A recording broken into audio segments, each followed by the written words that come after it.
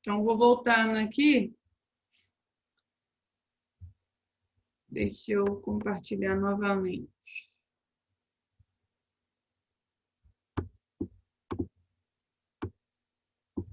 A gente vai resolver só mais 3 questões aqui, o resto eu vou deixar para vocês fazerem sozinhos.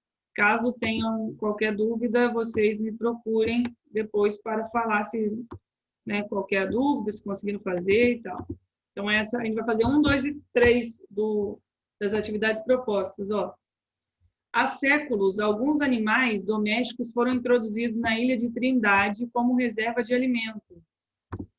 Porcos e cabras soltos davam boa carne aos navegantes de passagem, cansados de tanto peixe no cardápio.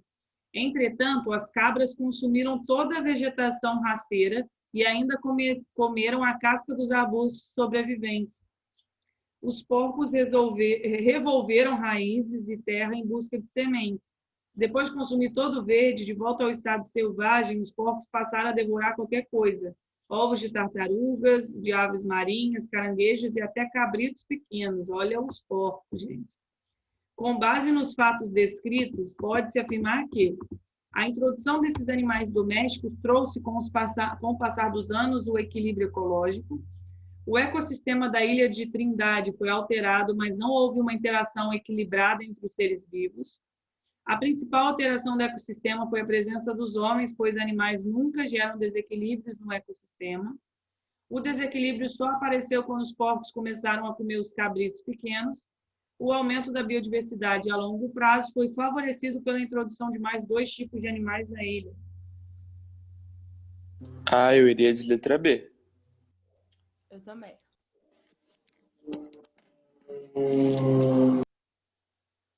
Mais alguém? Letra B também. Uhum. Letra B, tá? O ecossistema foi alterado porque não teve uma interação equilibrada entre todos aqueles componentes que estavam lá, né? Então, letra B. Aí, olha essa 2. Devido ao aquecimento global e à consequente diminuição da cobertura de gelo do Ártico, aumenta a distância que os ursos polares precisam nadar para encontrar alimentos. Apesar de exímios nadadores, eles acabam morrendo afogados devido ao cansaço. A situação descrita anteriormente enfoca o problema na interrupção da cadeia alimentar, a qual decorre das variações climáticas. Alerta para prejuízos que o aquecimento global pode acarretar à diversidade no Ártico. Ressalta que o aumento da temperatura decorrente de mudanças climáticas permite o surgimento de novas espécies. Mostra a importância das características das zonas frias para a manutenção de outros biomas na Terra. Evidencia a autonomia dos seres vivos em relação ao hábitat, visto que eles se adaptam rapidamente às mudanças nas condições climáticas.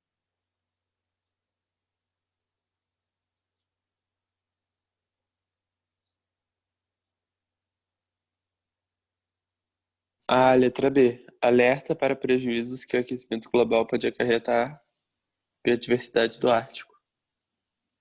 Mas eu fiquei muito na dúvida entre a letra A. Só que assim, na letra A, tá, enfoca o problema na interrupção da cadeia alimentar, o qual decorre das variações climáticas. Na verdade, você não está interrompendo todo, você não está falando muito da cadeia alimentar aí, você está falando que sim, os ursos polares, você diminuindo, está focando na diminuição do gelo, os ursos polares têm que nadar muito para encontrar um alimento. Você não está interrompendo a cadeia alimentar, a questão é que eles agora vão achar alimento muito mais distante. Você entendeu? Você não interrompeu, você não bloqueou, você não tirou o alimento deles, eles só não estão conseguindo chegar até ele. E aí, por isso que seria a letra B. Alerta para prejuízos que pode acarretar a biodiversidade do Ártico. Mas realmente poderia ficar na dúvida entre essas duas, né? O Enem, normalmente, quando apresenta questões assim, sempre terão alternativas bizarras, que é tipo, você não marcaria aquilo de jeito nenhum. Por exemplo, aqui quando a gente fala C, D e E, tudo que está falando aqui, surgimento de novas espécies, isso daqui é uma alternativa bizarra, né? Agora, as outras também, por eliminação, você conseguiria tirar. Então, seria a letra B. E aí, só vamos fazer a 3 aqui para a gente continuar. que é uma questão que eu gosto muito do Enem. A3 não, A4. Um agricultor possui uma plantação de milho e uma criação de galinhas. Passou a ter sérios problemas com os cachorros do mato que atacavam sua criação. O agricultor, ajudado pelos vizinhos, exterminou os cachorros do mato da região. Passado pouco tempo, houve um grande aumento no número de pássaros e roedores que passaram a atacar as lavouras. Nova campanha de extermínio e logo depois da destruição dos pássaros da destruição de pássaros e roedores, uma grande praga de gafanhotos destruiu totalmente a plantação de milho e as galinhas ficaram sem alimento. Analisando o caso, podemos perceber que houve desequilíbrio na teia alimentar representada por. Então, é para vocês interpretarem aqui essa cadeia, essa teia alimentar, e achar nas alternativas qual seria a melhor que mostra essa teia alimentar. Então, vou deixar, deixa eu ver se dá para diminuir aqui um pouquinho. Acho que não.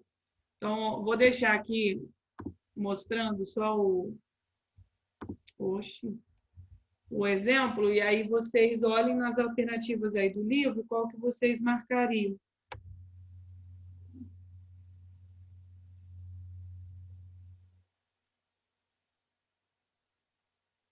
Eu acho que eu marcaria a letra B.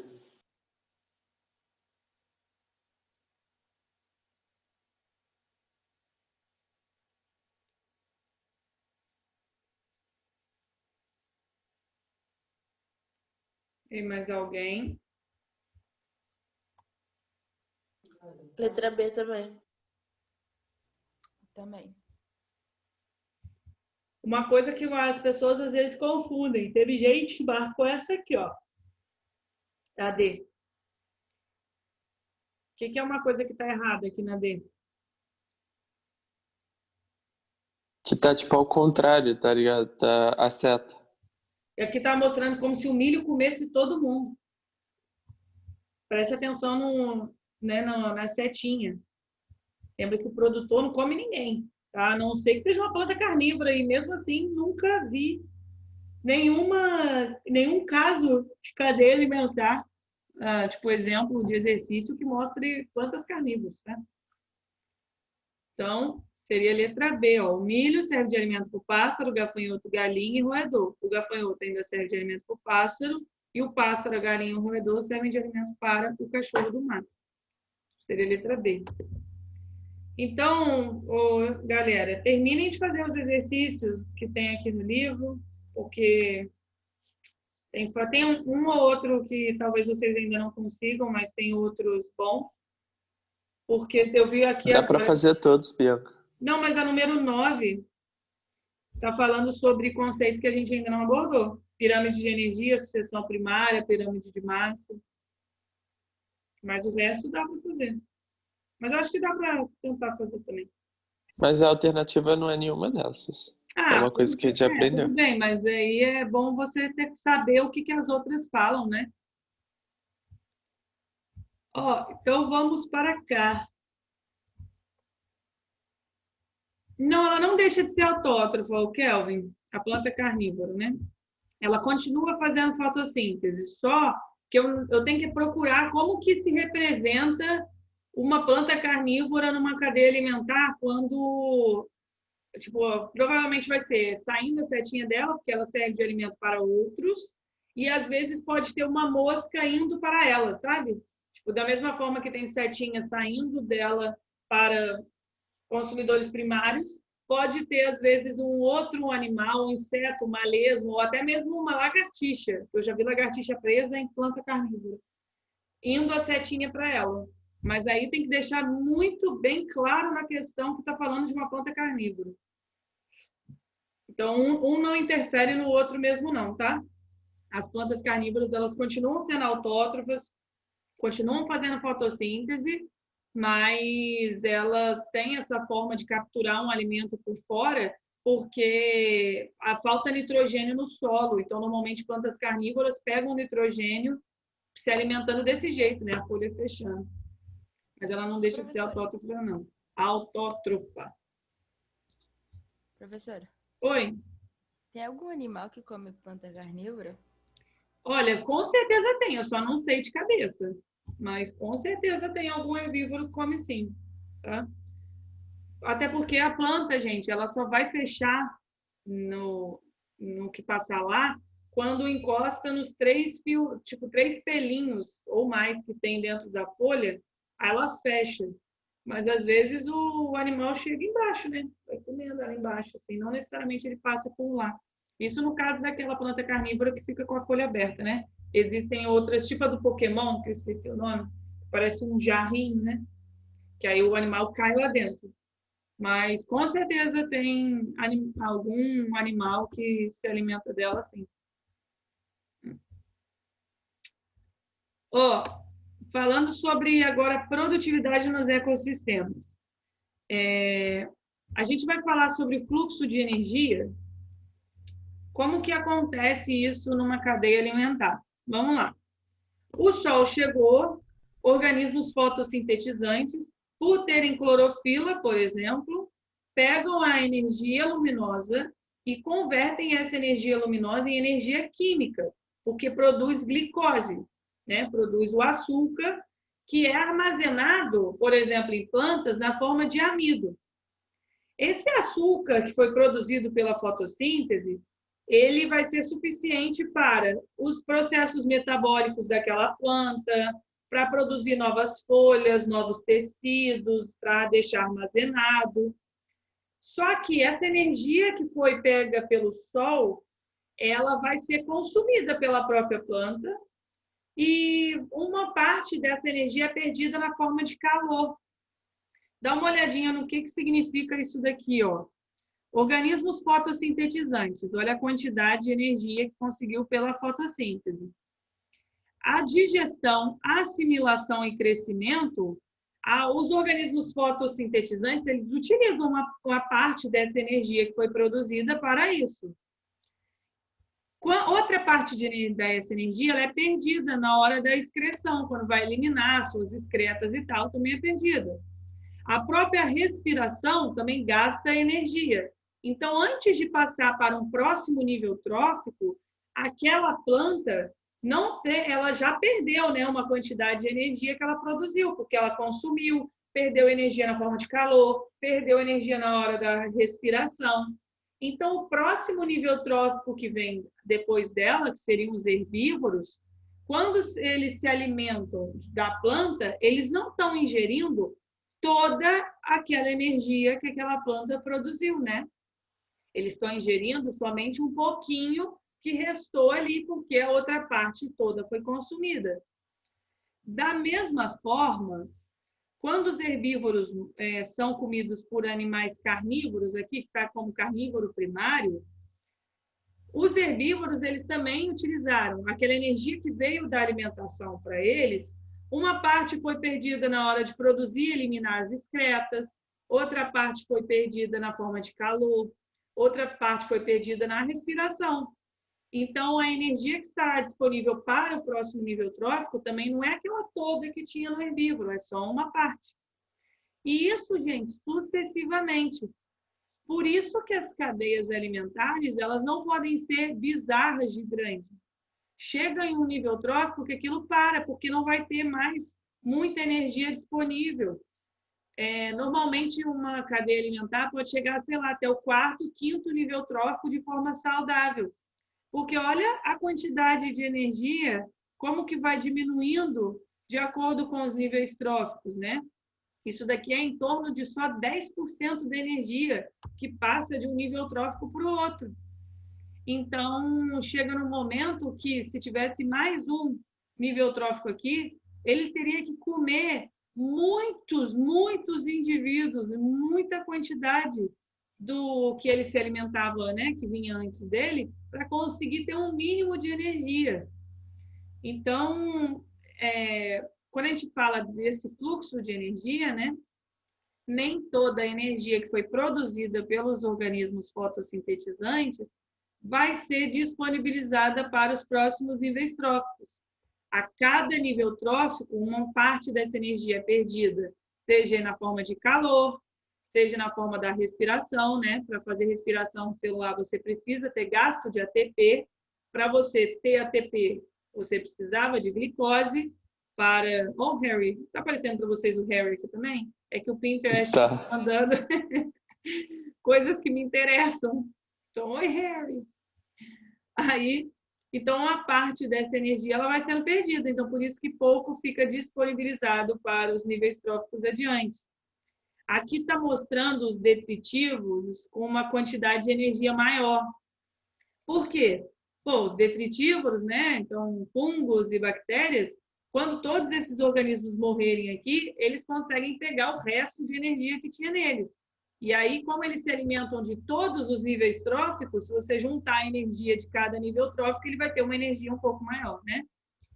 E uma coisa que eu achei até interessante no livro de vocês falando disso, deixa eu perguntar para vocês, quando vocês comem um pedaço de carne, ou se vocês comem salada, qual dos dois que vão te dar mais energia?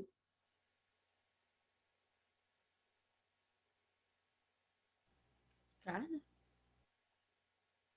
Qual dos dois que tem mais energia disponível? Acho que é salada. É a salada. Porque ainda é o primeiro nível trófico, você estaria ocupando o segundo nível trófico, então você está pegando aquela quantidade de energia. Quando você come a carne, você está comendo o terceiro nível trófico. Por mais que a gente pense assim, tá, mas a carne me sacia mais do que uma salada, por exemplo, né? A carne é mais pesada do que uma salada. Só que se você for comparar a quantidade de energia disponível, se você aqui no livro eu estava até falando isso, eu achei interessante abordar desse jeito. Está na página até 15, quando fala de produtividade primária. Deixa eu ver se é na 15. Cadê? Não é na 15 mesmo. É na 15? Cadê? Produtividade primária, olha. Não, sim, 15. mas falando da carne. Peraí. Aqui de energia. Eu queria achar. Enfim, uma hora eu vou achar aqui. Ideia. Não é sobre produtividade secundária? Não, também, mas aí tem uma parte que fala justamente disso, mas é uma frasezinha simples. Tá, vamos lá, tá aqui em cima mesmo, olha, no produtividade primária. Quanto mais curta for uma cadeia alimentar, maior será a energia disponível para os níveis tróficos mais elevados. Assim, o ser humano terá mais vantagens como sendo consumidor primário, pois haverá mais energia disponível para o consumo.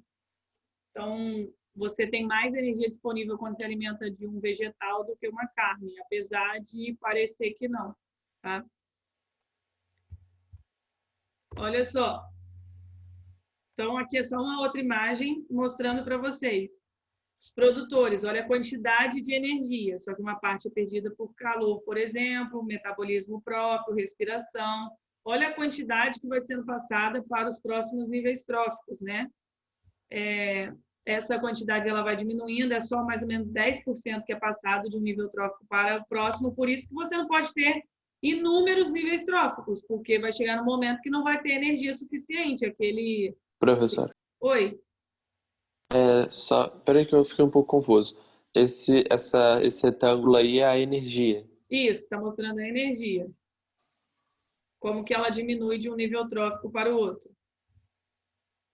Aqui nos decompositores, lembra que está maior, porque como os decompositores eles podem decompor todos os níveis tróficos aqui, todos os componentes, ele tem energia que restou de todos eles. Então, se você juntar aquela energia que restou, ele vai ter uma quantidade de energia grande. Foi? Entendeu? Foi, entendi. É porque eu fiquei um pouco confuso, não tinha entendido muito bem, mas agora entendi. Valeu. Nada. Aí, quando a gente fala da produtividade no ecossistema, a gente fala de produtividade primária e produtividade secundária. A produtividade primária corresponde à capacidade de fotossíntese de um determinado vegetal naquele tempo, né? Aproveitando a energia solar e convertendo essa energia solar em energia em matéria orgânica. E a gente vai analisar isso também levando em consideração a biomassa. O que é a biomassa? toda matéria orgânica que é contida em um determinado nível trófico, né, em um certo tempo. Então, assim, toda mais biomassa pode ser geral. Aqui, no caso da produtividade primária bruta, produtividade primária líquida, primária, eu estou falando somente dos vegetais, estou falando somente dos produtores. Então, a biomassa de um produtor vai ser a quantidade de material orgânico produzido pela fotossíntese em um período fixo de tempo. Isso seria a biomassa, quanto de matéria, né, que foi formado ali. E nessa produtividade primária bruta, o que a gente leva em consideração? Primeiro, quando eu falo um salário, né, qual que é a diferença de um salário bruto para um salário líquido? Alguém sabe?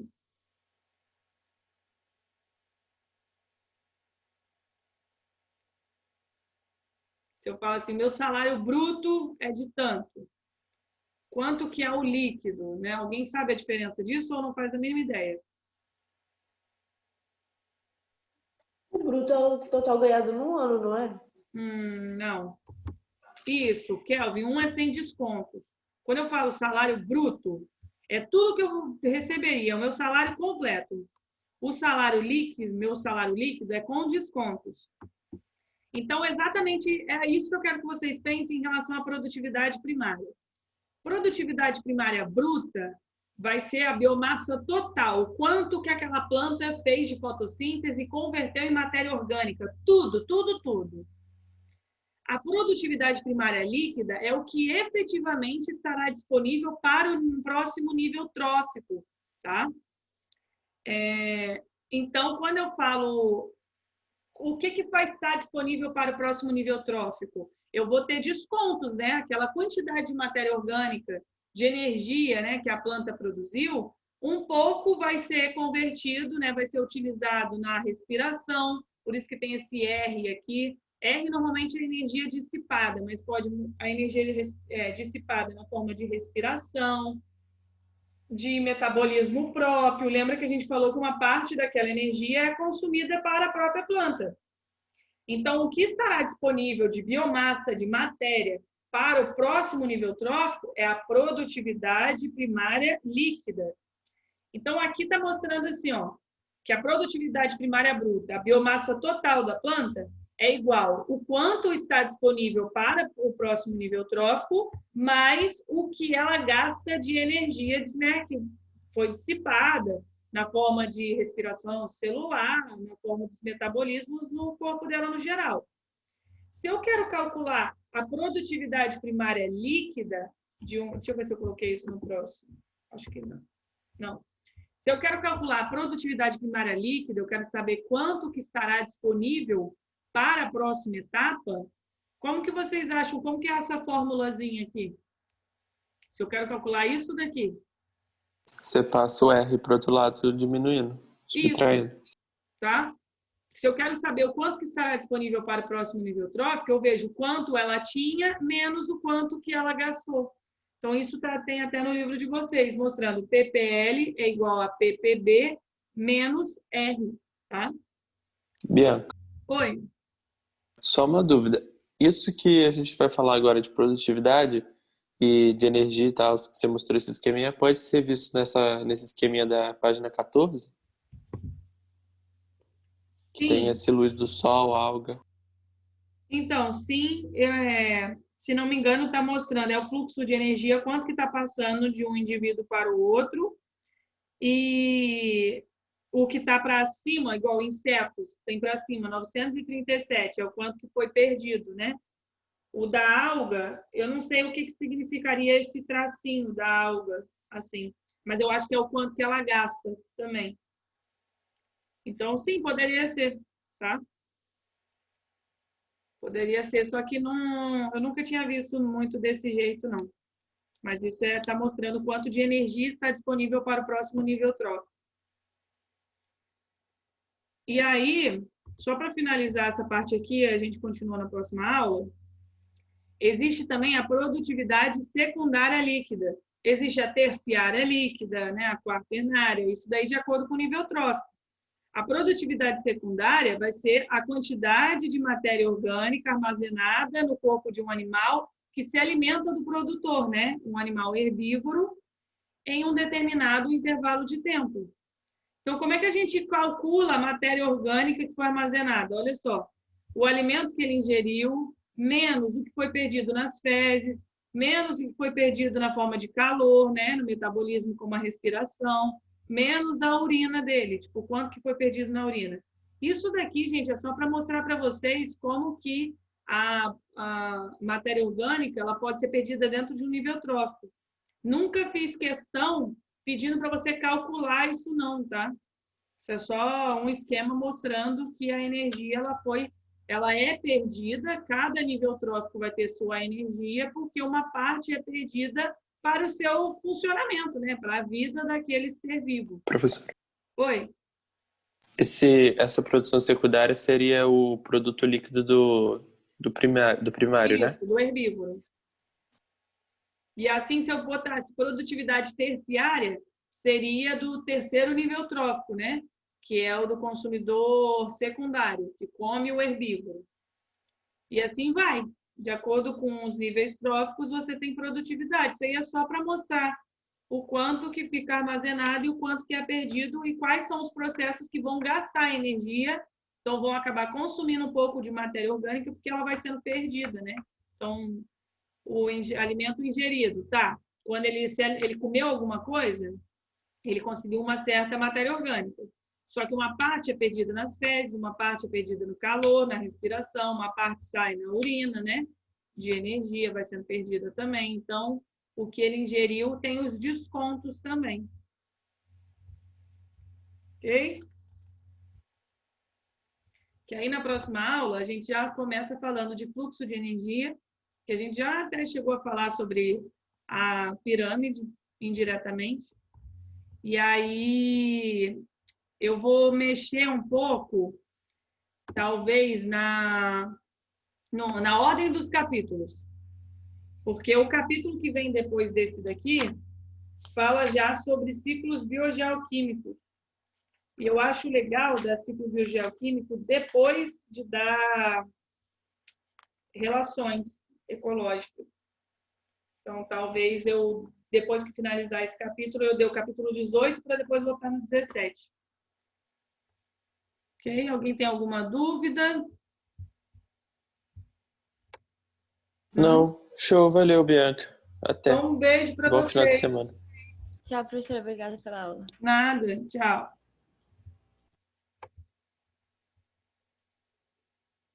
Tchau.